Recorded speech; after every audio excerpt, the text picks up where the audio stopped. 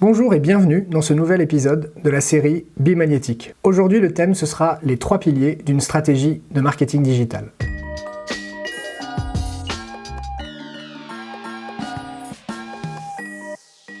Le premier enjeu pour réussir sa stratégie de marketing digital, ou en tout cas en maximiser les résultats, c'est de bien avoir en tête les 3 piliers fondamentaux. Premier pilier, attirer. Il faut que vous soyez trouvé par tous les prospects qui vont rechercher des solutions ou des services que vous êtes en mesure de proposer. Ensuite, il faut savoir convertir. Une fois que les visiteurs ont été attirés sur votre site, il faut que vous ayez mis en place des mécaniques, des dispositifs de conversion qui les encouragent à vous laisser leurs coordonnées pour que vous puissiez les recontacter. Dernier pilier, augmenter l'audience. Il faut veiller à être présent à tous les points d'interaction, ou en tout cas un maximum où vos prospects se rendent pour trouver de l'information. Et sur ces 3 piliers, il y a quelque chose d'essentiel à prendre en compte, c'est qu'ils sont successifs. Si vous travaillez à la conversion sans avoir travaillé à attirer les prospects, ou si vous cherchez à augmenter votre audience sans avoir mis en place les mécaniques de conversion, vous gaspillerez du temps et de l'énergie pour des résultats qui seront forcément inférieurs. Comment attirer vos prospects? Cela commence évidemment par bien analyser son marché et bien définir ses cibles. En termes de marketing digital, on va parler des buyers persona. Ces interlocuteurs que vous allez cibler vont être définis selon leurs enjeux, selon leur mission principale qu'ils ont à mener dans leur fonction, les challenges auxquels ils font face cette année, et sur lesquels vous allez être capable de leur apporter des réponses ou de l'aide, ou en tout cas prendre la parole sur ces sujets pour illustrer votre expertise. Évidemment, l'enjeu à ce moment-là, c'est d'avoir des contenus riches et intéressants par rapport à ces problématiques métiers. Et à partir de ces contenus, il va y avoir 2 manières d'attirer vos visiteurs, l'une gratuite, l'autre payante. Commençons par parler du référencement naturel et du SEO. On reviendra un peu plus dans le détail dans une prochaine vidéo sur cet aspect, mais voyons-le dans son ensemble. Vous allez chercher à attirer vos visiteurs, vous allez évidemment optimiser votre site web, optimiser vos contenus, vos articles de blog, vos actualités, vos pages produits par rapport aux mots-clés et aux expressions que vos prospects vont taper dans les moteurs de recherche. L'objectif est d'attirer. L'objectif est évidemment d'apparaître sur la première page de Google, dans le top 5 idéalement, voire même dans le top 3. Et cela doit être considéré comme un investissement à long terme. Cela peut être long et cela peut être complexe d'arriver à occuper le top 3 de Google sur certaines expressions clés. Mais une fois que vous y êtes, ce sera très compliqué aussi pour vos concurrents de vous en déloger. Donc c'est long, c'est complexe, mais c'est un vrai investissement à long terme. Évidemment, de l'autre côté, il y a les tactiques payantes. Si vous voulez immédiatement avoir des résultats et attirer des visiteurs sur votre site, vous pouvez recourir au système d'annonces Google AdWords, où vous allez identifier les mots-clés sur lesquels vous souhaitez que vos annonces apparaissent, et vous allez participer au système d'enchères. Le seul problème, c'est que si ça vous amène des résultats de manière assez rapide, dès que vous couperez le budget Google AdWords, le robinet des leads s'arrêtera immédiatement. En complément de Google AdWords, quelque chose qui marche très bien également en B2B, ce sont les LinkedIn Ads. C'est cette possibilité que vous offre le réseau social LinkedIn de sponsoriser des updates pointant vers vos articles de blog, vers vos actualités, vers des landing pages de téléchargement d'e-book et de les sponsoriser à des interlocuteurs en pouvant les cibler de manière extrêmement fine. Vous allez pouvoir définir une cible sur les DAF de tel secteur avec telle taille minimale d'entreprise en nombre de salariés, etc., etc., etc. Vous allez pouvoir faire des publicités extrêmement ciblées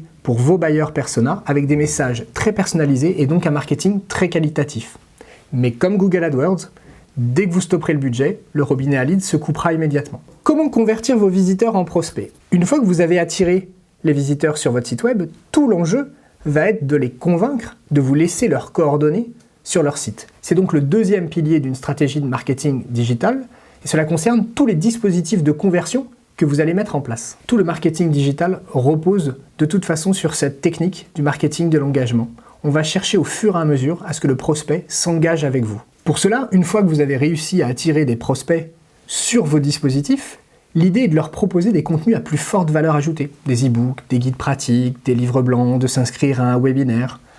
Vous allez pour cela recourir à ce qu'on appelle des CTA, des Call to Action, donc des éléments graphiques disposés sur votre site ou des éléments de texte qui vont les inviter à cliquer pour en savoir plus, pour approfondir ce thème, télécharger notre e-book, pour comprendre tous les enjeux du RGPD, inscrivez-vous à notre prochain webinaire, etc., etc. Du coup, les prospects vont arriver sur ce qu'on appelle des landing pages. Et là encore, il y a des bonnes pratiques à respecter pour réussir à convertir ces visiteurs en prospects.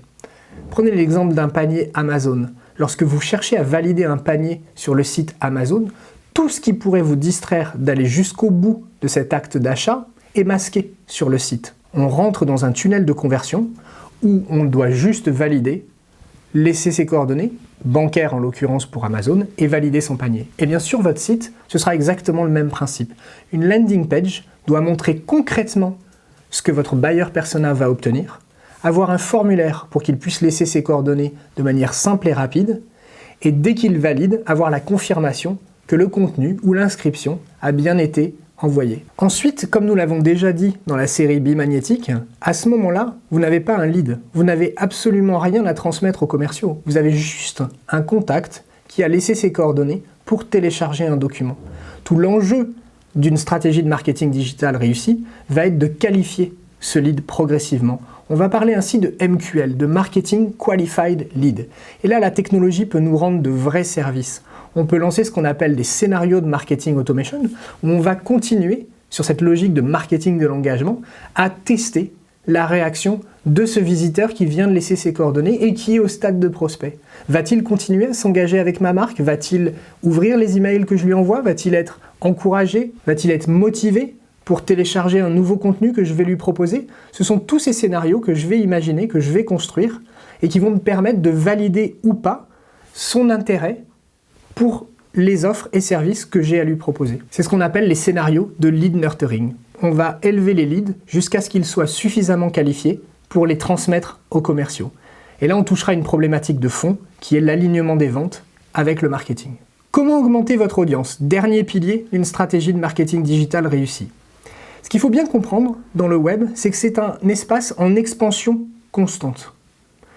Il y a donc aujourd'hui un certain nombre de points d'interaction où vous pouvez rencontrer vos prospects, mais demain il y en aura d'autres, des nouveaux, et cela s'étend en permanence. Donc, une fois que vous avez travaillé sur attirer vos prospects, une fois que vous avez travaillé sur convertir ces prospects, il est essentiel que vous intégriez dans votre stratégie de marketing digital une extension permanente de votre audience. Cela consiste évidemment à mieux travailler les réseaux sociaux et notamment l'engagement de vos collaborateurs, des partenaires, des clients autour de vos publications, mais cela concerne aussi la possibilité d'utiliser d'autres sources, des sites médias, des sites de web marketing, bref, de multiplier les points d'interaction où vous serez présent et où vos prospects pourront tomber sur vos contenus qui illustrent votre expertise. Pour conclure, ce qui me paraît important à garder en tête, c'est de ne pas baser une stratégie de marketing digital sur un seul espace, un seul outil, un seul réseau social. Les réseaux sociaux comme LinkedIn ou Facebook peuvent tout à fait changer leurs règles de fonctionnement, changer les règles des algorithmes,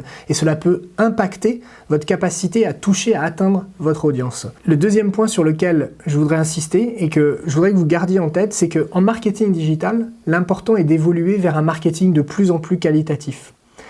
Il va être important de chercher à être intéressant avant d'être intéressé.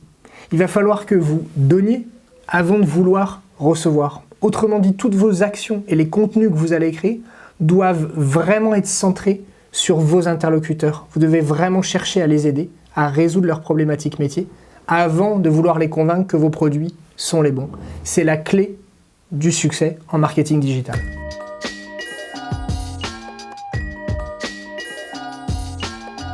Pour ne pas rater les prochains épisodes de la série Bimagnétique, n'hésitez pas à vous abonner à la chaîne. À bientôt!